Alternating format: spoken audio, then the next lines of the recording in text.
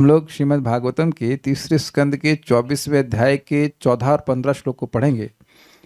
इससे पहले कि श्लोक को हम पढ़ें, एक बड़ी इंटरेस्टिंग ऑब्जर्वेशन आपको आपके सामने रख रहा हूँ। आपने सुना है कि काम जो है वो अग्नि के समान है। काम अग्नि के समान है और उसको आप जितना घी देंगे इंद्रिय तृप्ति के द्वारा उतना और भड़केगा। स्वीकार है, ये तो देखा हुआ है। लेकिन एक बात विचार कीजिएगा, काम और प्रेम ये हैं दोनों मेटल की तरह। मेटल मतलब काम जो है लोहे की तरह है और स्वर्ण जो प्रेम है, भगवत प्रेम, वो सोने की तरह है। लेकिन मेटल वाली बात तो कॉमन होगी ना दोनों में। तो काम मतलब अपनी इंद्रियों की तृप्ति की इच्छा और प्रेम मतलब भगवान की इंद्रियों की संतुष्टि की इच्छा। ये तो कॉमन पॉइंट हुआ। अब देखिए एक और कॉमन पॉइंट है। काम को उसकी वस्तु देते हैं तो वो भड़कता जाता है, वो संतुष्ट नहीं होता। यस, ऐसे ही प्रेम को उसकी वस्तु देंगे तो वो और भड़केगा। अगर यूज द वर्ड भड़केगा मतलब और वृद्धिमान होगा, वो कभी संतुष्ट नहीं होगा। लेकिन वो अग्नि के समान नहीं, वो ठंडक देने वाला है, संतुष्टि देने वाला है। क्या मैं समझा पाया? आप समझ रहे हैं? काम को हम कैसे फीड करते हैं? इंद्रिय तृप्ति के द्वारा, ठीक है। और प्रेम को कैसे फीड करते हैं? कृष्णेंद्र तृप्ति के द्वारा। श्रीमद् भागवतम को सुनना, भगवान का नाम जप करना, प्रसाद ग्रहण करना, भक्ति करना, इसके द्वारा भगवान का प्रेम वर्धित होता है। सबको समझ में आता है? श्रवण आदि शुद्ध चित्त कौरिबे उदय। उदय तो जिस चीज से उदित हो रहा है उसी से वर्धित भी हो रहा है। तो भगवान का प्रेम बढ़ाने वाली, वर्धित करने वाली चीजें आप करते रहेंगे तो ये प्रेम बढ़ता रहेगा। और फिर मैं रिपीट करूंगा, प्रेम कभी संतुष्ट नहीं होता। कोई भी माता इस बात को सत्यापित करेंगी कि आप अपने बच्चों के लिए भोजन बनाने से कभी नहीं अघाती। अघाना समझते हैं? बोर हो जाती हूं। ऐसा कभी हुआ है क्या? एक बच्चे हो, खाना बनाना रोज पड़ता है, ऐसा नहीं होता है। The more you love the more you want to serve. ये बात तो बड़ी मजेदार है। और उतना ही अधिक अतृप्त होते जाएंगे। ये हम पहले डिक्लेयर कर दें। जितना प्रेम बढ़ेगा उतना ही और अतृप्त होंगे। यार कुछ नहीं हो रहा है, कुछ सेवा नहीं हो रही, कुछ सेवा नहीं। This is interesting. ये ऐसा पानी है जिसको पीने से प्यास बढ़ती है। ये समझ में आ गया आप लोगों को? अन्य अन्य जगह पानी पीने से प्यास शांत होती है, लेकिन भगवत प्रेम एक ऐसा अमृत है कि तृष्णा बढ़ ही जाए। ये चैतन्य चरितामृत का वर्णन है। और ऐसा कुछ नहीं है कि आप लोग उसको अनुभव नहीं कर रहे हैं। भाई आप लोग देखो, अब तीसरे स्कंद के 24वें अध्याय के 13वें श्लोक पे तो आप सुन ही चुके हैं। अब बंद कीजिए, क्या सुनना है, बहुत सुन लिया। तो ये इच्छा आती है कि और ना सुने। ये इच्छा बढ़ रही है ना कि और सुने और सुने, अगला श्लोक सुने और सुने और सुने। ये अभी से होने लगा। और अगर भाई साहब, अगर ये डिजायर आपकी हो रही है तो समझ लीजिए कि आप बिल्कुल सीधी डायरेक्शन में प्रगति कर रहे हैं। और भक्ति करूं, और भक्ति करूं, और भक्ति करूं। रात्रि में अगर आपको ये लग रहा है कि हमने कोई ऐसा विशेष तो सेवा नहीं करी है, that means your love is increasing. और ये और बढ़ेगा जैसे जैसे प्रेम बढ़ता चला जाएगा। इसीलिए तो हरिदास ठाकुर जी, चेतन महाप्रभु कहते हैं कि आशीर्वाद मांगो हमसे, हमको नाम में रुचि नहीं, हमको नाम में रुचि दे दीजिए। अब आप बताइए, सीधे कोर्ट केस हो जाता ना हरिदास ठाकुर जी के ऊपर। झूठ बोल रहे हो। लेकिन वो झूठ नहीं बोल रहे हैं। It's amazing. क्या कोई व्यक्ति 22 घंटे जब कर सकता है, 21-22 घंटे जब कर सकता है रोज बिना नागा, कोई रिकॉर्ड बनाने के लिए नहीं? If he has no test and still he says हमको टेस्ट नहीं है। ये प्रेम का अद्भुत लक्षण है। हम ये क्यों कह रहे हैं? क्योंकि भागवतम का हर एक श्लोक उसको सुना ना जाए, सुनने की केवल इच्छा हो तो व्यक्ति के हृदय में प्रेम जागृत होने लगता है। प्रेम रचना या घृतांग्रि पद्मा, जिन्होंने नहीं सुना है वो एक होमवर्क के रूप में 1.1.2 को जरूर सुनिए।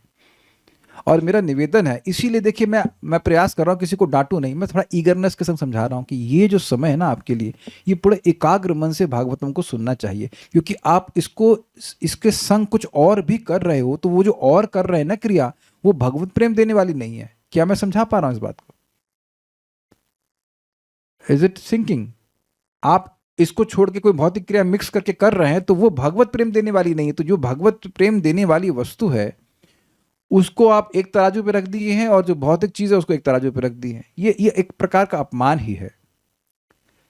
अब मैं ये नहीं कह रहा हूं कि कभी भी नहीं सुनना चाहिए। हम लोग भी एक्सरसाइज करते तो सुनते हैं कथा, तो टाइम खराब ना हो, सुनते हैं, भगवान की बात सुनते हैं।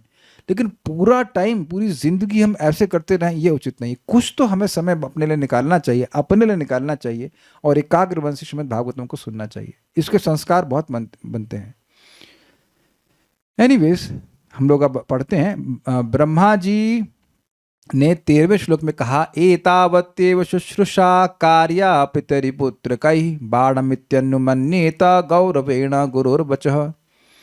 एतावत्येव, बस इतना ही, शुश्रूषा सेवा, सेवा करना, कार्य पितरी पुत्र के, पुत्रों के द्वारा, सत्पुत्रों के द्वारा पिता की इतनी ही पूजा होती है, ये सेवा होती है कि वह बाढ़मित्य अनुमन्यता, ऐसा जैसा आप कह रहे हैं वैसा हो, वैसा ही करता हूँ, ऐसा करके आगे का पालन करें।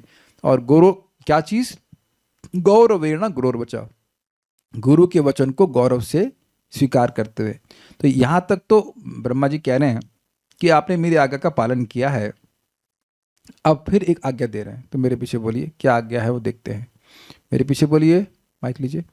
इमा दुहितरः सत्यस्तव वत्स सुमध्यमाः, इमा दुहितरः सत्यस्तव वत्स सुमध्यमाः, सर्गम एतं प्रभावैश्वर्यबृहस्यन्ति अनेकधा, सर्गम एतं प्रभावैश्वर्यबृहस्यन्ति अनेकधा। इमा दुहितरः सत्यस्तव वत्स सुमध्यमाः, इमा दुहितरः सत्यस्तव वत्स सुमध्यमाः, सर्गम एतं प्रभावैश्वर्यबृहस्यन्ति अनेकधा, सर्गम एतं प्रभावैश्वर्यबृहस्यन्त्यनेकधा।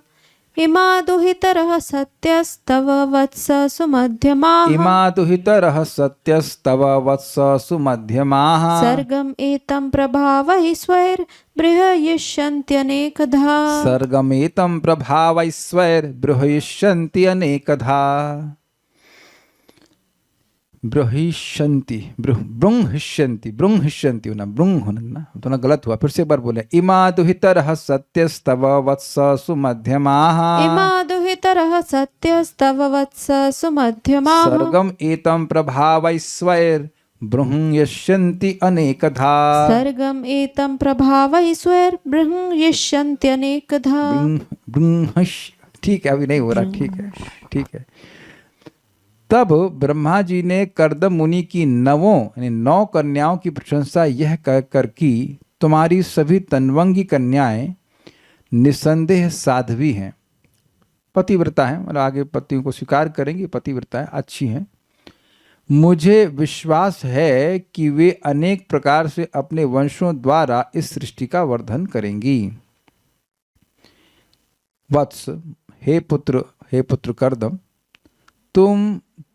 तुम्हारी, इमा सुमध्यमा, ये सुंदरी, जिस कन्या का कटिपद्रेश पतला होता है उसको सुमध्या कहते हैं, मतलब वह सुंदर दिखने वाली है, उसको सुमध्या से इंगित कहता है। दुहितर, ये कन्याएं सत्य अर्थात साध्वी हैं, साध्वी हैं।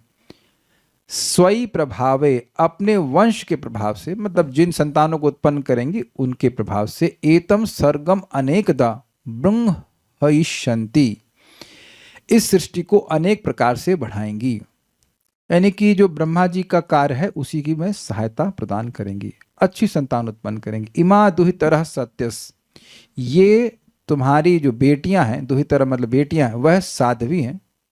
तुम्हारी शब्द नहीं है अभी आए, ये बेटियां साध्वी हैं। किसकी? तव, तुम्हारी। वत्स मतलब बेटा कर्दम। सुमध्यमा, ये अत्यंत सुंदरियां हैं। सर्गम एतम सर्गम स्वैर प्रभावैर बृहस्यन्ति, ये अपने प्रभाव अर्थात अपने वंशों के प्रभाव से सर्ग की, इस सृष्टि की, एतम सर्गम मतलब इस सृष्टि की वर्धन करेंगी, अनेकथा मतलब अनेक प्रकार से।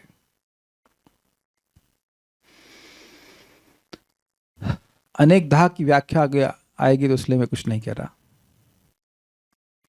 मतलब विभिन्न प्रकार के, जो मैं समझ सुना हूं, विभिन्न प्रकार की योनियां भी इनके द्वारा प्रकट होंगी। जैसे हम लोग सुन रहे हैं क्या, जैसे कश्यप ऋषि की पत्नियों में से एक पत्नी है दनु, तो उनसे दानव प्रकट हुए हैं। दिति, तो उनसे दैत्य प्रकट हुए हैं। और कद्रु, उनसे सर्प प्रकट हुए हैं। और माता अदिति से देवता प्रकट हुए हैं। और एक और है जिनका विनिता, उनसे पक्षीराज वैंतेय अर्थात गरुड़ जी प्रकट हुए। तो ऐसे करके विभिन्न योनियां इन माताओं के द्वारा प्रकट होंगी। तो यानी कि केवल पुरुष ही भाव नहीं रख, मतलब मनुष्य ही प्रकट होंगे ऐसा नहीं प्रतीत हो रहा है। लेकिन मैं अभी चुप हूं कि किसने क्या हुआ, आगे अगर आएगा तो बता देंगे। लेकिन यहाँ हमने आपको एग्जाम्पल दिया कि कश्यप ऋषि है ना, कश्यप ऋषि और उनकी 13 पत्नियों से केवल इंसान जैसे फॉर्म्स ही पैदा नहीं हुए। ये एग्जाम्पल मैंने आपको दिया है, ये तो प्रमाण देने के लिए। अब अनेकधा का मतलब अनेक अनेक प्रकार से हो सकता है, लेकिन अभी मैं इस पर चुप हूं कि किसने क्या किया, वो आगे भागवत में जरूर आना चाहिए। वंशावली का वर्णन भी होगा तो वहां देख लेंगे। सारार्थ दर्शनी, यदि तुम्हारा पुत्र जन्म लेता तब भी ऐसी सृष्टि वृद्धि न होती। इस प्रकार से ब्रह्मा जी कहते हैं जैसी इन 9 कन्याओं द्वारा सृष्टि की वृद्धि होगी, यह कहा गया इस श्लोक के द्वारा। वैसे भी कर्दम कपिल मुनि की पत्नी का नाम बताइए। वेद बात नहीं पता, नहीं पता किसी को पता यहां पे कपिल मुनि की पत्नी का नाम? द्रविड प्रभु पता है आपको? किसी को पता है? $1,000,000 क्वेश्चन।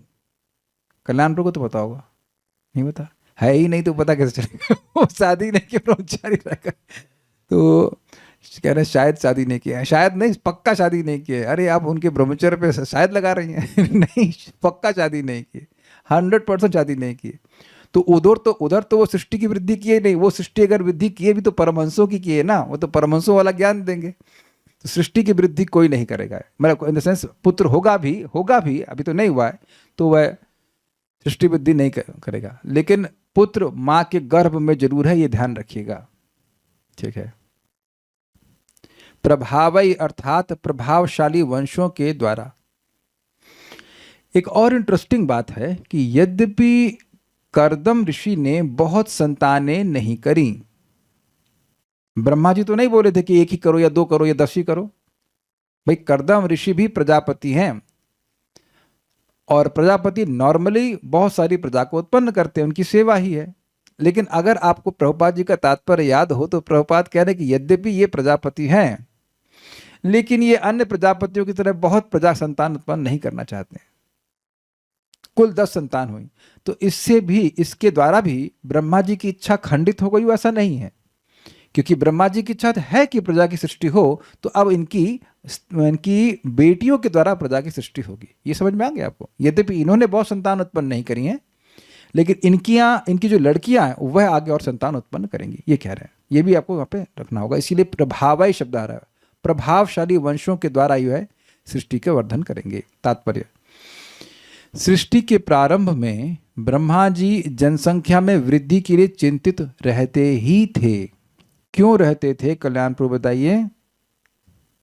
ब्रह्मा जी, देखिए ये एक सिद्धांत बता रहे हैं कि हर सृष्टि के प्रारंभ में, यानी कि ब्रह्मा जी के हर दिन की शुरुआत में ब्रह्मा जी को चिंता होती है कि जनसंख्या में वृद्धि होनी चाहिए। काफी उल्टा है ना?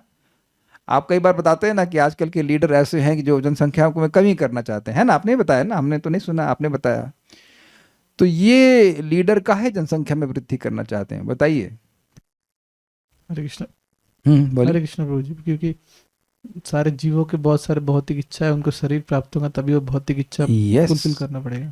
तो आधा उन्होंने बात सही कही है कि जीवों को जब भौतिक इच्छा है, और ये सृष्टि की बनाई ही इसीलिए गई है ताकि भौतिक इच्छा पूर्ति हो, और वो उससे उब कर बाद में वह मोक्ष के लिए प्रयास करें। तो अब जब शरीर मिलेगा ही नहीं तो फिर कैसे संपादन होगा? ये जब शरीर मिलेगा तब ना कुछ संपादित करेंगे। आप लोग शरीर छोड़ करके भक्ति कर रहे हैं, हम सभी लोग शरीर है हमारे पास तब ना भक्ति कर रहे हैं। तो इस बात को वह इसलिए चिंतित थे। जब तक शरीर नहीं मिलेगा तब तक भजन कैसे होगा? तो बहुत से लोग भजन भी करेंगे, बहुत से लोग तो भोग ही करेंगे, कुछ लोग भजन करेंगे। तो सभी के लिए व्यवस्था होनी चाहिए, तो इसलिए वो चिंतित रहते हैं। और जब उन्होंने देखा कि कर्दम मुनि के पहले से 9 सुंदर कन्याएं हो चुकी हैं, तो उन्हें आशा बंधी कि इन कन्याओं से अनेक संतान उत्पन्न होंगे। यही मैं समझाया था आपको अभी थोड़ी देर पहले कि यद्यपि कर्दम ऋषि ने बहुत संतानों को उत्पन्न नहीं किया, लेकिन इनकी जो लड़कियां वह अनेक संतान उत्पन्न करेंगी, जो सृष्टि करने का कार्यभार संभालेंगी। अतः वे उन्हें देखकर प्रसन्न थे। सुमध्यमा शब्द का अर्थ है सुंदर स्त्री की उत्तम कन्या। यदि स्त्री की कमर पतली हो तो वह अत्यंत सुंदरी मानी जाती है। इसकी व्याख्या करने की जरूरत तो है नहीं। कोई भैंसी जैसी हो तो उसको तो सुमध्यमा नहीं कहा जाएगा, स्पष्ट है। कर्दम मुनि की समस्त कन्याएं ऐसी ही सुंदरी थी। तो ये श्लोक समाप्त हो गया। अगला श्लोक देखते हैं, मेरे पीछे बोलिए। अतस्त्वम ऋषि में, हाँ ये वृद्धि करेंगी, लेकिन क्योंकि अब आगे अच्छी संतान को उत्पन्न करेंगी इसलिए इनकी शादी कर दीजिए। ये इंटरेस्टिंग है। अरे अरे अरे ये अभी बीए नहीं करी है, तो ब्रह्मा जी यहाँ बीए एमए नहीं करा रहे हैं। अच्छा एक चीज बता दीजिए, किसी का पहले विरोध हो, जो माता जी लोग की शादी हो गई है उनमें से कितने लोगों को अपना बीए और एमए की पढ़ाई से लाभ हो रहा है? अरे कोई तो हाथ खड़ा करो, कोई तो वोट दो भाई। हम कुछ डांटेंगे नहीं भाई, हमको कहाँ डांट रहा हूं मैं, कुछ मैं खाली पूछ रहे हैं। जो माता जी बीए कर लेती हैं वो बहुत अच्छी रोटी बनाती हैं। कोई समझ? अच्छा प्रभु जी लोग जब आपकी जिनकी शादी हुई थी तो उनसे ये प्रश्न है कि वो जरूर देखेंगे हमारी भावी पत्नी कितना पढ़ी है। तो जब वो खाना में जला देती है फॉर एग्जाम्पल, तो आप बोलते हैं यार, तो आप याद स्मरण करते हैं कि उसकी डिग्री कितनी थी, इसमें डिग्री में नंबर कितने आए थे। तो आप देख रहे हैं कि कैसे लड़कियों का टाइम वेस्ट कराया जा रहा है फर्जी पढ़ा पढ़ा करके। क्यों वेदवाद नहीं? बीकॉम में टॉर्चर हुआ था कि नहीं आपका? Not super torture. और टॉर्चर कराने वाले उस टॉर्चर चैम्बर में उनके पिताजी ही भेजे, और उपलक्षण से आप लोगों के पिताजी भेजे होंगे, जाओ बीए करके आओ, एमए करके आओ, बीएससी करा लो, नहीं तो शादी कैसे होगी। यहां कैसे शादी हो गई बिना बीए के? आप हमको देखिए, कोई कटाक्ष नहीं कर रहे, हम सामने रख रहे हैं। सुंदरा माता जी भी बीए वगैरह कुछ किए हैं कि तो उससे कुछ फर्क पड़ता है? रोटी बना लेती है ना आराम से फिर। और ये काफी संभावना होती है, आजकल ये भी होता है कि अब शादी के बाद वो खाना बनाना सीख रही होती हैं। ये होता है जो कि बचपन से सीखना चाहिए। तो जिस किसी को झगड़ा करना वो ब्रह्मा जी से कह रहे, अरे लड़कियों को कम से कम बीए तो करा देते। लेकिन कह रहे नहीं, कुछ ही समय तो पहले, कुछ समय ही बीता है, अभी तो नहीं पैदा हुई है, कुछ समय बीता है, क्योंकि कर्दम ऋषि की कन्याएं हुई थी। उसके बाद कुछ समय और बीत गया, नहीं फिर उसके बाद वो तुरंत संन्यास लेना जाने के लिए सोच रहे थे कर्दम ऋषि। तो उन्होंने कहा हमको एक पुत्र दीजिए। तो फिर कुछ समय और बीता, कुछ समय ने काफ़ी समय बीता, बहुत भजन करी, और मतलब फिर भगवान आए हैं उनके माँ के गर्भ में। तब तक तो उनकी कन्याएं हैं, और अब भगवान ब्रह्मा जी आए हैं। तो ऐसा मत सोचिएगा कि पैदा होते शादी कर दी, ऐसा नहीं है। सबको समझ में आ रहा है ना बात? काफ़ी समय बीत गया, हो सकता है बीए कर लिया बीच में, इसमें थोड़ी और बड़ी हो गई हो, लेकिन लिखा नहीं है इसमें, लिखा नहीं है वैसे, बीए नहीं होता था उसमें। तो कुछ समय जरूर काफ़ी समय बीत गया, लेकिन शादी के लायक हो गई हैं और वह शादी करने के लिए कह रहे हैं। अतः ये नहीं कह रहे हैं कि शादी मत करिए, रहने दीजिए यहीं घर पे या ऐसा कुछ नहीं, लेकिन फालतू लोगों को शादी करने के लिए नहीं कह रहे हैं। सॉरी, ऐसे कहना चाहिए कि फालतू लड़कों को देने के लिए नहीं कह रहे हैं। अतः शब्द है, अतः का मतलब है इसलिए इनको ऋषियों को दो। कुछ समझ रहे हैं बात? क्योंकि ये अपने वंशों के प्रभाव से अच्छी संतानें उत्पन्न करेंगी, इसलिए इनको ऋषियों को दो, लुच्चों लफंगों को मत दो। ये बात कह रहे हैं। मेरे पीछे बोलिए। अतस्त्वम ऋषि मुख्येभ्यो यथा शीलम यथा रुचि।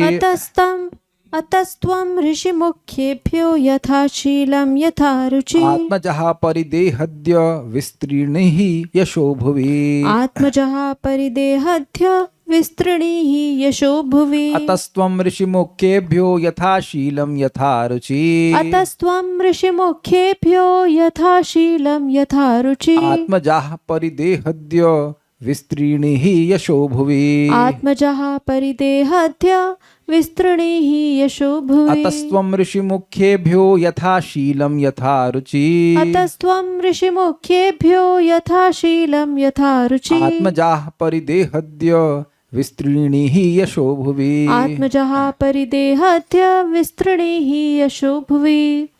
अतस्त्वं ऋषिमुखेभ्यो यथाशीलं यथा रुचि अतस्त्वं ऋषिमुखेभ्यो यथाशीलं यथा रुचि आत्मजः परिदेहत्य विस्तृणीहि यशो भुवि आत्मजाः परिदेहद्य विस्तृणीः यशो भुवि। अतः आज तुम इन पुत्रियों को उनके स्वभाव तथा उनकी रुचियों के अनुसार श्रेष्ठ मुनियों को प्रदान कर दो और इस प्रकार सारे ब्रह्मांड में अपना सुयश फैलाओ। देखिए, 2-3 बात थोड़ा समझ लीजिए। अतः का लिंग तो बड़ा स्पष्ट समझ में आ गया सबको कि संतान अच्छी करेंगी, इसलिए व्यर्थ के लोगों को मत दो, क्योंकि माता पिता के ही गुण संतानों में आते हैं। एक बात। दूसरी बात, मैं त्रुटिपूर्ण रूप से सोच रहा था कि जिस दिन लड़कियां पैदा हुई बस उसी दिन बड़ी हो गई, ये तो सुना था हमने, और तुरंत उनकी शादी हो गई। ये बात नहीं है। तो आप लोगों को स्पष्ट समझ में आ रहा है कि पहले लड़कियां हुई 9 लड़कियां, फिर कर्दम ऋषि क्या कर रहे थे, संन्यास के लिए जा रहे थे, लेकिन वहां पे माता ने उनको रिक्वेस्ट किया, माता देवहूति ने, तो फिर कहा कि एक पुत्र हमको दे के जाइए। तो वो बोले कि तुम्हारे मतलब उनसे प्रसन्न होकर के बोले थे कि तुम शोक मत करो। वो याद है शोक कर रही थी कि हमारा जीवन तो व्यर्थ चला गया, इंद्रिय तृप्ति में ही चला गया। तो फिर बोले कि नहीं नहीं, तुम शोक मत करो, भगवान तुम्हारे गर्भ में बहुत जल्दी आएंगे। लेकिन जल्दी का मतलब काफ़ी साल लगे, वो भजन करी और उसके बाद भगवान आए हैं। और उसके बाद जब भगवान आ गए माता देवहूति के गर्भ में, अभी प्रकट नहीं बाहर आए, माँ के गर्भ में, तब कौन आए हैं, ब्रह्मा जी मरीचि आदि ऋषियों के साथ आए हैं। इज इट सिंक क्लियर है? नाम सुना था ना मरीचि आदि के द्वारा। तो अब उस समय वह कह रहे हैं कि इन लड़कियों की शादी ऋषियों से कर दो, ठीक है। अतः आज तुम इन पुत्रियों को उनके स्वभाव तथा उनकी रुचियों के अनुसार श्रेष्ठ मुनियों को प्रदान कर दो। इस पे हम लोग देखेंगे अन्वय। अतः इसलिए की व्याख्या हो गई। अद्य आज तुम ऋषि मुख्यभ्य प्रमुख ऋषियों को यथाशीलम यथा रुचि उनके स्वभाव के अनुसार और रुचि के अनुसार, रुचि के अनुकूल, आत्मजाह अपनी कन्याओं का परिदेह प्रदान कर दो, मतलब विवाह के कन्यादान कर दो। भुवि यशः विस्तीर्ण ही, और संसार में सुयश प्रसार करो। अपना छूट गया इसमें, अपना संसार में अपना सुयश प्रसार करो। ये समझिए कि इस जगत में जब किसी कन्या की शादी एक अच्छे वर से होती है तो लोग बोलते अरे उनकी लड़की की शादी भाई वहां पे हुई है। ऐसा आपने सुना है कि नहीं सुना है? बड़े अच्छे खानदान में, बड़े अच्छे परिवार में, बड़े अच्छे लड़के से शादी हुई है। ये सब बात आप लोग, मेरे बोलने की बात नहीं, तो समाज में चलता ही है कि नहीं? तो अब इनकी 9 की 9 कन्याओं की शादी, भाई ये तो ब्राह्मण हैं, तो 9 की 9 कन्याओं की शादी महान ऋषियों से हो रहा है और उनके नाम आगे रखे जाएंगे। अरुंधति भी शायद एक है, नॉट रॉन्ग, नहीं बहुत सारे नाम है, मुझे नाम याद नहीं। तो इनकी शादी इससे हुई, इनकी शादी इससे हुई। इस प्रकार से पिता का यश भी फैलता है। जैसे अब आजकल कंटेक्स्ट में देखिए कि लड़का कहीं अच्छी जगह प्लेसमेंट हो जाता है तो पिता का यश फैलता है ना? उसी प्रकार से लड़की का प्लेसमेंट, अगर मैं कहूँ एक महान लड़के से या महान परिवार में शादी होती है तो पिता का यश फैलता है। ये बात यहाँ बोली जा रही। आप देखिएगा कि इस जगत में अगर कोई पिता है और उसकी लड़की किसी अयोग्य व्यक्ति से शादी कर लेती है तो वह संकोच करता है अपने दामाद का नाम बताने में भी, है ना? पर अद्भुत बात यह है कि आजकल उल्टा हो गया। दामाद जी ज़्यादा नहीं है, ऐसे कभी कभी शराब पी लेते, बाकी सॉफ्टवेयर इंजीनियर है। तो अब ये श्रेष्ठता का जो मानदंड है वो चेंज हो गया। इस कारण से लोग अलग तरह से बोलते हैं, पीएचडी हैं, ऐसे शराब रोज नहीं पीते, ऐसे शौक में कभी दोस्तों के संग हो गया तो ऐसे नहीं, ऐसे रोज नहीं। मतलब क्या कलयुग का स्टैंडर्ड हो गया है ना। अब लेकिन यहाँ पे कह रहे हैं कि उनका यश इसलिए फैलेगा क्योंकि ऋषियों से शादी होगी।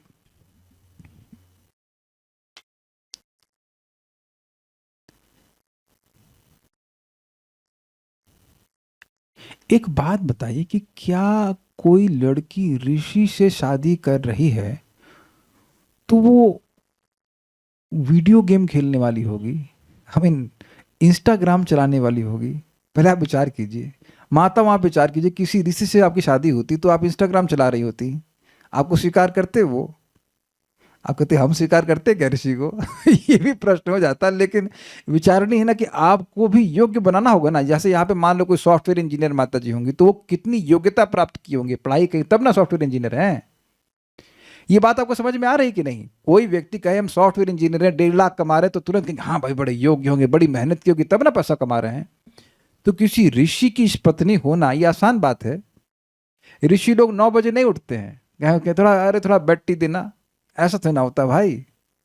ऋषि मतलब वो जो इसकी पत्नी, क्या कहेंगे, ऋषिणी कहेंगे, क्या कहेंगे उसको, I don't know what the word, but जो वह भी उसी प्रकार से योग्य हो जाती है। एक हमने सुनी थी कथा कि एक ब्राह्मण थे, अच्छे ब्राह्मण थे, और वो बोल रहे थे, मतलब वेद बोलते थे, उनके शिष्य सुनते थे। एक बार ब्राह्मण जी नहीं थे, वो कहीं बाहर गए होंगे, तो शिष्य पाठ कर रहे थे जो गुरु जी ने सिखाया, तो जो गलती कर रहे थे वो ब्राह्मणी ने सिखा दिया, है यहाँ गलत कर रहे हो ये। वो सुन सुन के सीख गई, खाना बनाते बनाते वो भी सुनती थी, तो वो इतना तेज थी, इतना सीख गई कि वो ये ठीक नहीं कर रहे, सही से कीजिए। तो ऐसा नहीं है कि वह ऋषि की सेवा कर रही है तो अयोग्य है। वह भी जप करेंगी, वह भी भक्ति करेंगी, उसी तरह से करेंगी ना। टायर तो दोनों तरफ के बराबर ही चलते हैं ना। आप लोग इस बात को समझिएगा, कार में अगर एक इतना बड़ा टायर है राइट साइड में, तो लेफ्ट साइड में इतना छोटा नहीं लगा देंगे, है ना? कैसा चलेगी कार बताइए? तो दोनों तरफ का टायर बराबर चलना चाहिए ना। ऋषि की पत्नी को ऋषिका कहते हैं, ठीक है। धर्म पत्नी अर्धांगिनी कहते हैं। धर्म पत्नी तो सबकी होती है, लेकिन यहाँ पे ऋषिका शब्द सही लग रहा है, ऋषिका कहते हैं। So we learn something new, Rishika. Okay. और एक अमेजिंग बात है, मैं जहां तक, एक मिनट रखिएगा, ऋषि मुख्य का अर्थ कर लिया गया है मरीचि आदि ऋषियों से। मरीचि तो यानी कि ये भी ब्रह्मा जी के बेटे ही तो है ना, मरीचि। अब जो इतने योग्य व्यक्ति हैं उनसे शादी हो रही है, तो वो व्यक्ति कितना योग्य होगा। और एक बात ध्यान रखिए कि ब्रह्मा जी तारीफ कर रहे हैं किसी लड़की की, तो वो कितनी योग्य होगी। तो ये सब कर्दम ऋषि के यश में जाएगा कि नहीं जाएगा? उनकी लड़की की तारीफ ब्रह्मा जी कर रहे हैं, ये सीवी में आएगा कि नहीं उसकी की, ये रे लड़की ब्रह्मा जी तारीफ कर रहे हैं, देखिए। So think about this. मैं इन सब बातों को इसलिए समझा रहा हूं कि कह रहे हैं कि विस्तीर्ण ही यशो भवि, तुम्हारा पृथ्वी में यश फैलेगा। अतस्तम ऋषि मुख्य, इसलिए तुम मुख्य ऋषियों को यथाशीलम यथा रुचि, उनके स्वभाव के अनुसार, उनकी रुचि के अनुसार। ऋषि हैं सब महान, लेकिन उनमें भी स्वभाव और रुचि के अलग अलग वैरायटी, उसके अनुसार आत्मजः परिदेहद्य, अद्य मतलब आज, आत्मज मतलब होता है बेटा, और आत्मजाह मतलब बेटी, और ये बहुवचन में। अपनी बेटियों को परिदेह मतलब अच्छे से प्रदान कीजिए, कन्यादान कीजिए, शादी कीजिए। विस्तीर्ण ही यशो भुवि, और पृथ्वी में अपना इस प्रकार से यश विस्तारित कीजिए। देखिए ये बात एक सामान्य सी है, आप सभी लोगों को, माताओं को पता है जिनकी शादी हो गई है, कि जब तक आपकी शादी नहीं हुई थी, आपके पिताजी को बहुत टेंशन थी कि समाज क्या कहेगा कि हमारी लड़की की शादी नहीं हुई है। कोई विरोध है? कहीं कोई विरोध? अरे कोई तो विरोध कर दो। नहीं? अच्छा। जिन माताओं की शादी नहीं हुई है उनके पिताजी को बड़ी चिंता है कि समाज क्या कहेगा। कोई विरोध? ठीक है, तो हम पास हो गए, तो हम गलत नहीं बोल रहे हैं। तो प्राय समाज में ऐसा इनको चिंता होती है कि लड़की की शादी हो जानी चाहिए, और अच्छी जगह हो जाता है तो उससे माता पिता को यश मिलता है। ये सब बात ब्रह्मा जी की, मैंने सृष्टि की शुरुआत से चले। एक बड़ी इंटरेस्टिंग बात है। आप ये बताइए कि अगर शादी गलत होती है कन्या के लिए, तो ब्रह्मा जी क्यों बोल रहे होते? और ये महान भक्त हैं, और उनमें से अभी आगे आप देखेंगे कि नाम आएगा तो उसमें बोला जाएगा कि इन कन्याओं का नाम लेने से व्यक्ति के पाप नष्ट हो जाते हैं। अनुसुईया, यस, ऐसे अनुसुईया, अरुणधति, ऐसे अरुणधति नॉट श्योर, लेकिन नाम ऐसे आएंगे भी।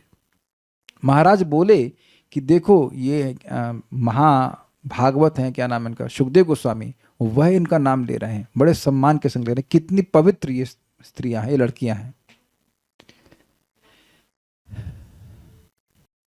यस, विवेदवादी बोल रहे हैं कि अनुसुईया माता जी ने माता सीता को आशीर्वाद भी दिया था और उनको शिक्षा भी दिया था ना पातिव्रत धर्म में। सो एक्सॉल्टेड, जिनका नाम रामायण में है कि नहीं, सो एक्सॉल्टेड लाइक दैट। श्रीधरी, ऋषि मुख्य शब्द से ब्रह्मा जी ने मरीचि आदि ऋषियों को कहा है। अब ये इंटरेस्टिंग पॉइंट है, ये मुझे अभी समझ में आ रहा है मैंने अनुवाद तो रख दिया था यहाँ पे, लेकिन हमको उसका कुछ रेलेवेंस नहीं समझ में आ रही थी। अब बताओ रेलेवेंस क्या है। कल्याण प्रभु, ब्रह्मा जी आए थे, किसके साथ आए थे? बोलिए माइक पे, जोर से बोलना, थोड़ा सा कम आवाज आ रही इसमें। हाँ, मरीचि आदि ऋषियों के साथ। गॉट इट, समझे? वो दूल्हा लेके आए थे। अब आप लोगों को समझ में आ गया कि ब्रह्मा जी सारी सबकी शादी कराते हैं। ये जब टीका थी तो हमको समझ में नहीं आया था कि ये ऋषि, मुख्य ऋषियों का मतलब मरीचि आदि कहने का क्या मतलब, मरीचि ही क्यों कह रहे हैं? ऐसा नहीं है कि कर्दम ऋषि अब ढूंढने जाए कौन सी मुख्य ऋषियों से शादी करा दे। कुछ समझे आप? वो ब्रह्मा जी उन ऋषियों को जिनसे शादी होनी थी वो लेके आए थे। ये आगे वर्णन है कि नारद जी भी थे और 4 कुमार थे, उनको लेके चले जाएंगे क्योंकि उनको तो शादी करनी नहीं है। लेकिन जिनको शादी करनी है मरीचि आदि को, तो उनको वो साथ ही लेके आए थे, ढूंढना नहीं पड़ा। Very interesting. क्या वो कहते ना, जूते घिस जाते हैं दूल्हा ढूंढने में, ऐसा कुछ नहीं करना पड़ा, बिल्कुल श्रेष्ठ ऋषियों को लेके आए। ओके, तात्पर्य 9 मुख्य ऋषि हैं मरीचि, अत्रि, अंगीरा, पुलस्त्य, पुलह, क्रतु, भृगु। भृगु संहिता अगर आपने सुनी हो, बड़े प्रसिद्ध हैं ये भृगु। इन्हीं भृगु ने ही भगवान विष्णु की छाती पर पांव रख दिए थे, आपको पता है कथा? इतने महान महान ऋषि। वशिष्ठ, हाँ, वशिष्ठ की पत्नी अरुंधति है ना। तथा अथर्वा, एक से एक ऋषि। मैं समझता हूं सभी लोगों ने कभी न कभी इन ऋषियों का नाम जरूर सुना होगा, और कुछ ब्राह्मण कुल में हैं तो आप लोगों का गोत्र भी इनमें से किसी से मैच करता होगा। Is it not? Some of them might be coming from this, like that. ये ऋषि सर्वाधिक महत्वपूर्ण हैं और ब्रह्मा यही चाह रहे थे कि कर्दम मुनि अपनी कन्याओं को इन्हीं ऋषियों को प्रदान कर दें। ये सब साथ में आए थे, इन्हीं को दे दें। यहां पर प्रयुक्त 2 शब्द अत्यंत सार्थक हैं, यथाशीलम तथा यथा रुचि। कन्याओं को आंख मूंद कर ऋषियों को नहीं दिया जाना चाहिए, वरन उनके शील, शील मतलब स्वभाव, तथा रुचि के अनुसार। This is very very important. कोई भी माता पिता अपनी बच्ची को आंख मूंद करके किसी को नहीं देना चाहिए। आज प्रभुपाद जी का तात्पर्य बड़ा प्रैक्टिकल है, बहुत प्रैक्टिकल है। वो कोई बोझ नहीं जिसे उठा के फेंक देना चाहिए, ऐसा नहीं है। Yes, it's a responsibility to get her married, लेकिन वो जो स्त्री, जो पुत्री है, वो आपके ऊपर बोझा नहीं है। ये बात ध्यान देने वाली होगी। पुरुष तथा स्त्री को मिलाने की यही कला है। मात्र विषयी जीवन के आधार पर स्त्री तथा पुरुष का संयोग नहीं होना चाहिए। अर्थात लड़की बड़ी सुंदर लग रही है या लड़का बड़ा सुंदर लग रहा है और बस कर दी शादी, और उनका स्वभाव बिल्कुल अलग है, बिल्कुल विपरीत स्वभाव है, विपरीत रुचियां हैं, तो कैसे मिलान होगा? ये बिल्कुल नहीं मिल पाता है। अनेक अन्य विचारणीय बातें होती हैं जिनमें शील तथा रुचि प्रमुख है। यदि उनके शील तथा रुचि पृथक पृथक हुए तो ऐसे युगल सदैव दुखी रहते हैं। साहब जी को बैडमिंटन खेलने जाना है शाम को और पत्नी को कुछ और करना है ना, दे हैव डिफरेंट टेस्ट। रुचि मीन्स टेस्ट। अभी 40 वर्ष पूर्व तक भारतीय विवाहों में पहले वर तथा कन्या के शील तथा गुण पर विचार होता था और तब उन्हें ब्याह की अनुमति दी जाती थी। यह दोनों पक्षों के माता पिता के निर्देशन में होता था और पंडित जी भी चीटिंग नहीं करते थे कि भाई शादी करवा देनी है तो हाँ हाँ गुण मैच कर रहा, गुण मैच कर रहा है। नहीं, वो बता देते थे कि भाई गुण नहीं मैच कर रहा या मैच कर रहा है, ऐसे करके आप आगे बढ़िए।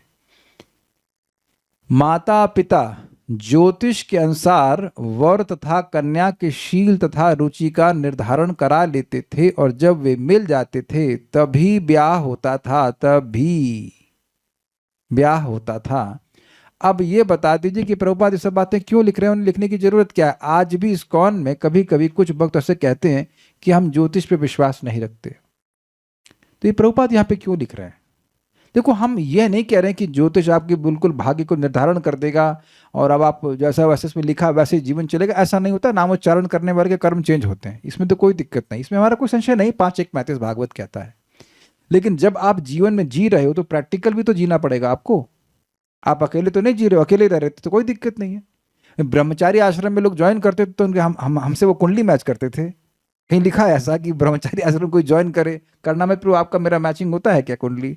आप विचार करो, अगर हम लोग साथ में भी रह रहे होते, आप भी तो भक्तों के साथ में रह रहे हो, तो वहां कुंडली मैच करके रह रहे हैं, तो वहां कोई जरूरत नहीं है। अग्रीड है कि नहीं? कोई दिक्कत नहीं है ना? आप जो भक्त हैं उनके संग कुंडली मैच करा रहे थे? नहीं, इट्स नॉट मेंशन्ड, ऐसा है ही नहीं शास्त्र में। आप आराम से रह सकते हैं। लेकिन अगर स्त्री और पुरुष पति पत्नी की तरह साथ में रह रहे हैं तो उनको कुंडली मैच कराना ही है। ये आपके सामने प्रभुपाद जी स्पष्ट कह रहे हैं। और ऐसा हुआ, अभी मैं एक भक्त को जानता हूं, मुझे बोले थे, शादी कर ली और बोले हम इतना विश्वास नहीं रखते। अब 6 महीने से अलग है दोनों। अब 6 से अधिक हो गया होगा, पहले 6 महीने का डेटा था। तो वो बोले तो मैं चुप था। हमने कहा हाँ भाई, हो सकता है काम चल जाए, लेकिन पहले तो बहुत प्रेम कर रहे हैं और अब एकदम अलग हो गए। तो ये चीज ध्यान देना चाहिए, बहुत ध्यान देना चाहिए। अगर किसी को डेटा चाहिए तो क्या क्या होना चाहिए, तो वो आप उस पर रिसर्च नहीं करना चाहते हैं। गुण कम से कम 18 गुण मैच करने चाहिए, इतना तो मिनिमम है, नहीं 18। और बहुत सारी चीजें हैं, वो सब आप डिटेल्स देख सकते हैं। लेकिन ये जरूरी है, अनिवार्य है, तभी ब्याह होता था। अन्य विचार गौण होते थे। और एक और माता जी के बारे में जानते हैं, वो भी रिटर्न आ गई अपने घर वापस। और अद्भुत है, वो डिवोटी थी। अद्भुत है, वो डिवोटी थी और वो जान रही थी कि लड़का जो है शराब पीता है, फिर भी शादी कर दी। क्यों? What hopes you have? This is stupidity.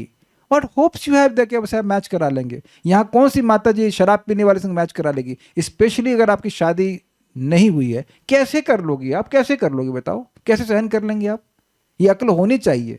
हमको बड़ा क्रोध आया, इसलिए क्रोध आ रहा है क्योंकि जस्ट वेस्ट ऑफ टाइम ना। How can you stay? ये हमारे प्रभु जी लोग भी, क्या आप कल्याण प्रभु रह लेंगे किसी के साथ जो शराब पीता हो, साथ में कोई रहता हो? तो इट इज इम्पॉसिबल ना, नहीं रह सकते आप। तो जैसे कोई हम लोग नहीं रह सकते, ऐसे कोई माता जी भी नहीं रह सकती। You just cannot say like that. और रिजल्ट क्या हुआ? घूम फिर के वापस आ गई ना अपने घर पे। कैसे रह लेगी बताओ? तो इस मामले में ब्लाइंड फोल्डेड नहीं होना चाहिए। प्रभुपाद के आप देखिए, जब भी शास्त्र की बात छोड़कर चलेंगे मुंह की खाएंगे। समझते हैं मुंह की खाना? औंधे मुंह नीचे गिरेंगे। शास्त्र की बात छोड़ेंगे तो गड़बड़ ही होगा। अन्य विचार गौण होते हैं, मतलब बीए की है कि नहीं, एमए की है कि नहीं, इससे कोई भी मतलब नहीं है। मुख्य बात है कि उनकी रुचि, उनका स्वभाव मैच करता है कि नहीं। देखिए, एक बात आप समझ लीजिए, अभी हम लोग भाव स्तर पर नहीं पहुंच गए कि हमें मटेरियल चीजों का फर्क ही नहीं पड़ता हो। We become influenced, we become affected by this things, तभी तो ये सब इंपॉर्टेंट है। ये भक्ति नहीं है, लेकिन भक्ति के विरोधी वातावरण को अवॉइड करने के लिए बहुत जरूरी है। हम लोगों का जब पूरी संस्था है, सोसाइटी है, वो मठ नहीं है। इस्कॉन इज नॉट अ मठ। Do you agree with this? International मठ फॉर कृष्णा कॉन्शियसनेस नहीं बोल रहे हैं। कुछ समझ रहे हैं ना मठ और सोसाइटी का अंतर? सोसाइटी मतलब गृहस्थ होंगे, ब्रह्मचारी होंगे, ये सोसाइटी का मतलब। समाज ना, समाज का मतलब क्या केवल ब्रह्मचारी होते हैं? इसीलिए प्रभुपाद ऐसा तात्पर्य लिख रहे हैं। आचार्यों ने कितना लिखा? 1 लाइन लिख दी, बस काम खत्म। लेकिन प्रभुपाद को समझाना पड़ रहा है क्योंकि उस टाइम में लोगों को क्लियर था ये बात, ऐसे शादी होनी चाहिए। अब आजकल नहीं है, कर रहे हैं, भक्त लोग भी गलती कर रहे हैं और फिर दुखी हो रहे हैं। आप लोग भक्ति कर रहे हैं तो क्या अब आप लोग का स्वभाव है नहीं? कौन कह दे कि आप अपने स्वभाव के अनुसार एक्ट नहीं करते हो? एक व्यक्ति हाथ खड़ा कर दे यहाँ पे। नहीं कर रहे ना, हम सभी लोग अपने स्वभाव के अनुसार कार्य कर रहे हैं। मैं परम पूज्य भक्ति रामानंद महाराज का प्रवचन सुना तो हमको बड़ा ग्लानि हुई। ग्लानि क्यों हुई? हमने कहा हम तो बहुत रफ बोल जाते हैं कभी कभी, महाराज कितना प्रेम से बोल रहे हैं। फिर मैंने कहा भाई मैं हूं जो हूं, महाराज तो है, महाराज का तो कहने का मैं अनुकरण करूंगा तो भी नहीं हो सकता। I can not do that, I can not do that. हर व्यक्ति का एक स्वभाव है कि नहीं? तो अब आप कह दीजिए कि आपका स्वभाव दूसरे के स्वभाव से कभी क्लैश नहीं हुआ। मैं शादी की बात ही नहीं कर रहा हूं, कल्याण प्रभु, आपका स्वभाव कभी किसी से क्लैश नहीं हुआ? आप तो ब्रह्मचारी हैं, हुआ ना?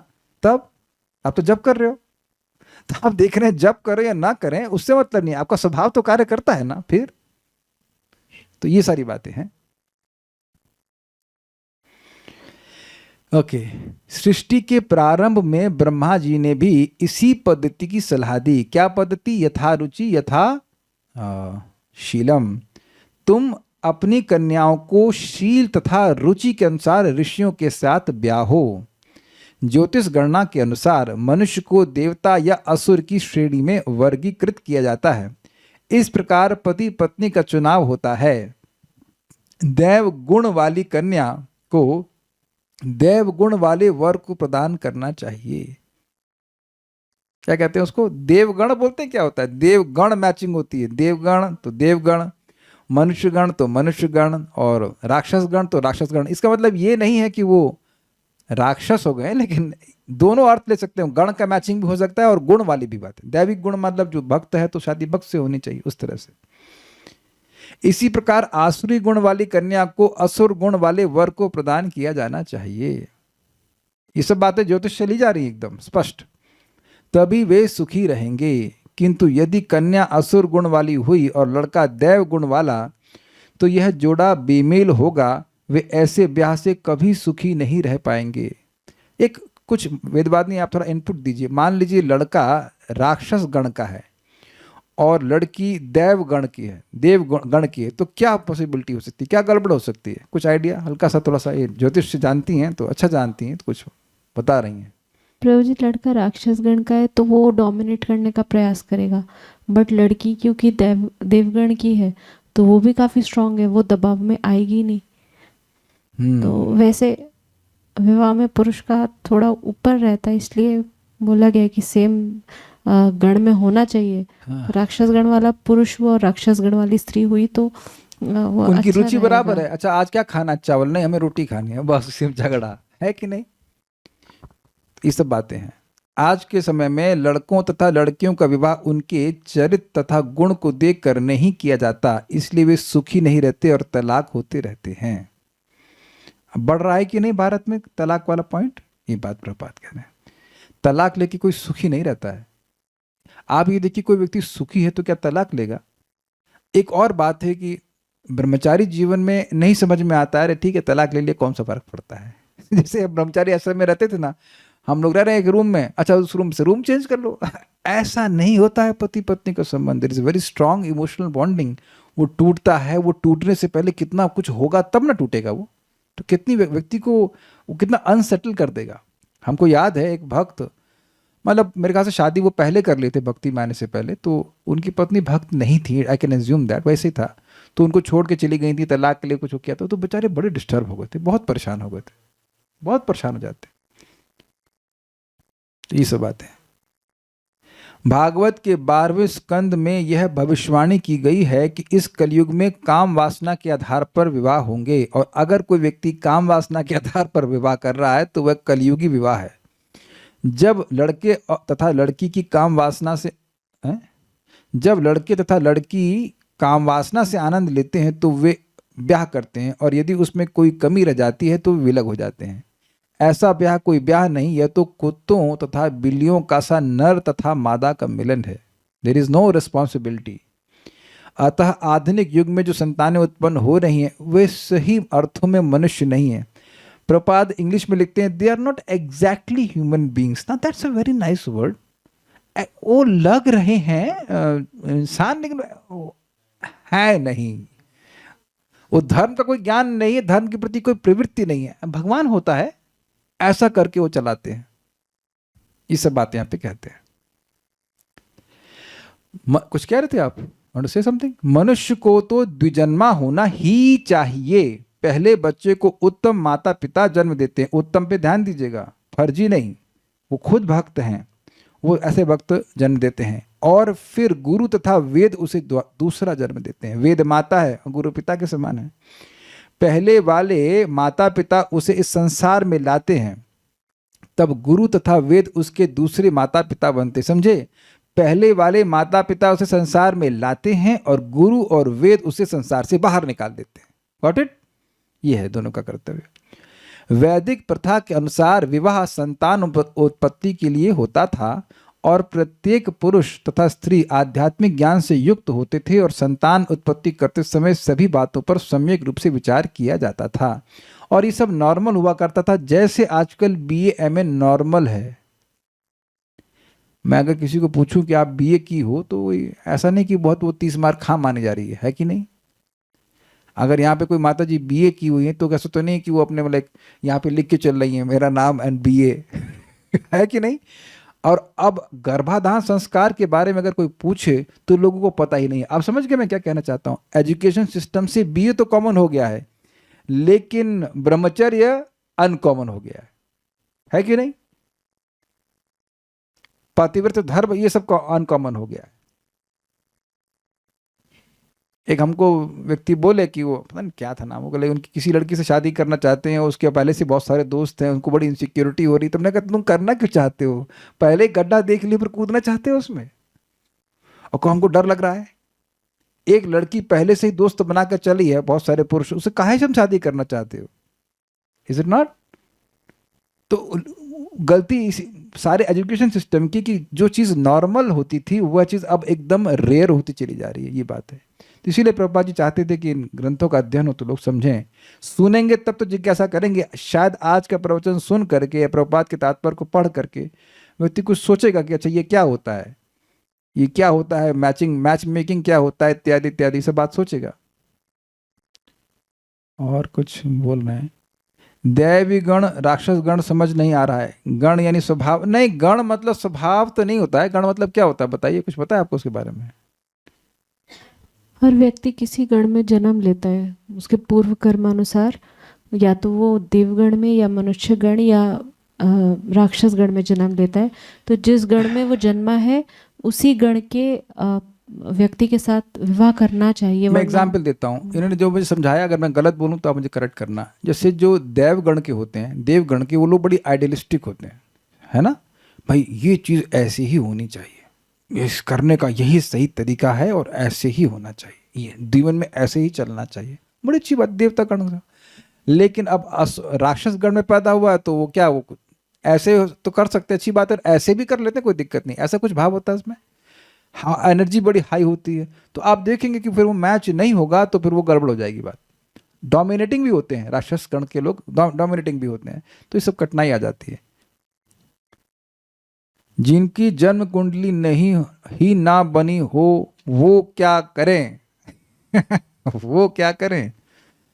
अब आपने प्रश्न कर लिया, हम सार्वभौमिक उत्तर तो सार्वकालिक उत्तर तो क्या दें, लेकिन फिर हमसे संपर्क करें हम एक व्यक्ति को जानते हैं लेकिन पैसे लेते हैं, और वो आपके हाथ देख करके वो मैच करा देंगे कि शादी का योग बन रहा है कि नहीं बन रहा है। अगर नहीं है कुंडली तो मतलब, आप मैं इसलिए उत्तर दे रहा हूँ क्योंकि जब तक मैं जीवित हूँ तभी तक बता पाऊंगा, उसके बाद नहीं बता पाऊंगा। लेकिन क्योंकि अब कुंडली नहीं बन सकती तो हाथ देख करके भी मैचिंग हो जाती है, but he has some nominal charges. मैं उनका विज्ञापन काइंड ऑफ नहीं दे रहा हूँ, बट अगर नहीं है तो ऐसे कर लेना चाहिए, ये सभी कर सकते हैं। स्वभाव कब चेंज होता है, कौन से स्टेज में। अभी आप चिंता मत करिए, अपने स्वभाव के अनुसार भक्ति कीजिए। लव मैरिज क्यों सक्सेसफुल क्यों हो जाता है, फिर लव मैरिज क्यों सक्सेसफुल हो जाता है, पता नहीं आपकी हो गई होगी तो शायद लग रहा होगा आपको, लेकिन जहाँ जनरली ये, हाँ कल्याणपुर बड़ा अच्छा करें, डेटा कहाँ है कि सक्सेसफुल हो गई है। और एक और बात है कि सक्सेसफुल मैरिज का मतलब क्या है, दोनों लोग खा पी करके मजे करें, बस यही ना सक्सेस का रेट। सक्सेस का क्या रेट देख रहे हैं आप, करदम मुने, हाँ कल्याणपुर मजाक में कह रहे हैं कि टिक गए, बस पार कर लिया किसी तरह, उसी को सफलता कह रहे हैं ना। बात अभी आपने देखा ना कि करदम ऋषि और देवहूति की शादी सफल हुई, अर्थात अच्छी संतान हुई, कृष्ण भावना भावित संतान हुई। कुत्ते बिल्ली पैदा हो गए, क्षमा कीजिएगा लेकिन प्रभुपाद जी के शब्दों को रिपीट कर रहा हूं, कुत्ता बिल्ली पैदा हो गया तो ये सफल हुआ, तो ये तो सफलता नहीं हुई ना। देखिए ये शास्त्र का वचन है कि पुत्र और मूत्र एक ही स्थान से आता है, अगर पुत्र भक्त नहीं है तो वो मूत्र के समान है, तो ये सफल मैरिज हुई। तो आप विचार कीजिए, सफलता मैरिज की ये है कि जो रिजल्ट है वह एक कृष्ण भावना भावित संतान के रूप में हो, है कि नहीं। तो ये बात यहाँ पे रखी जा रही है, यही नहीं कि बस लोग एक दूसरे को झेल लिए, ये तो कोई सफलता का मापदंड नहीं हो सकता है। आप कुछ कह रहे थे। हरे कृष्णा प्रभु जी। प्रभु जी, वो अभी राक्षसी प्रवृत्ति और उसका चर्चा हम लोग कर रहे थे। ये अनसुईया माता जी ने अपने प्रसंग में सीता जी को कहा है, आफ्टर मैरिज अगर पति कैसा भी हो, अगर अंधा भी है, बहरा भी है, लेप्रोसी का शिकार भी हो गया है, इकोनॉमिकल कंडीशन भी उसका खराब है, ऐसे पति का भी अगर सपने में भी कोई पत्नी अपमान करती है तो रौरव नरक में पड़ती है। ऐसा शास्त्र देखिए, में है। बात ये है कि वो बात ठीक है, आप जो सही कह रहे हैं, लेकिन प्रभुपाद जी एक जगह बात और कह रहे हैं कि wife should follow husband who is not fallen. पति और गुरु भी एक तरह से एक रखा गया है, तो गुरु अगर पतित हो गया है तब भी सेवा करनी चाहिए। तो आपको देखना होगा कि बीमार हो जाए गुरु जी तो क्या सेवा छोड़ देते हैं? नहीं छोड़ देते, अग्रीड। लेकिन गुरु पतित हो जाए तो आपको कहाँ लेके जाएगा? नरक के लिए जाएगा। अब अगर पति शराब पीने वाला है, मांस खाने वाला है, तब सोच लेना चाहिए कि क्या करना चाहिए। अब देखिए, बहुत सारी माताओं की शादी पहले से हो चुकी है, तो अब उसमें तो हम कुछ नहीं कह सकते, लेकिन शादी जिसकी होने वाली है उसको जरूर धारण करना चाहिए कि ऐसे मुर्गा खाने वालों से शादी नहीं कर ले। अगला जन्म मुर्गी बनना पड़ेगा, फिर हम नहीं जानते, क्योंकि मुर्गा बनाना भी पड़ेगा। तो आप देखिए, जब नहीं पता शादी हो जाए एक अलग बात है, लेकिन अगर पता है उसके बाद भी आप अगर ऐसा कर रहे हैं तो शास्त्र के विरुद्ध जानबूझ के जा रहे हैं। तो थोड़ा सा ध्यान रखिएगा इस बात का। ठीक है, so will stop here. Shrimad Bhagavatam की जय, श्रील प्रभुपाद की जय, निताई गौर प्रेमानंदे।